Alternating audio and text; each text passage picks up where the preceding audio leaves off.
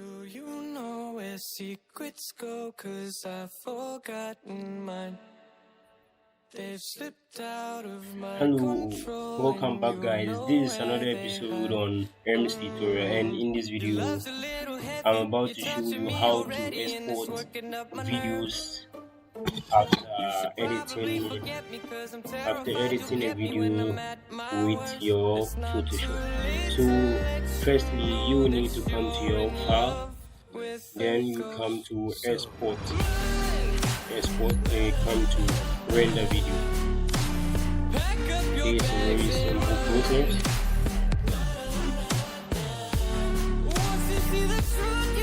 So after coming here is where you will want to save your name, the video name after exportation, and select folder is where you want to save your video after exporting.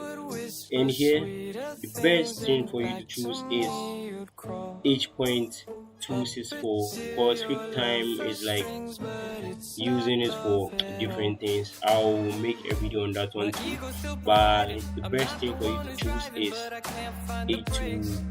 H.264. Then come here and choose the resolution you want, but I prefer using high quality.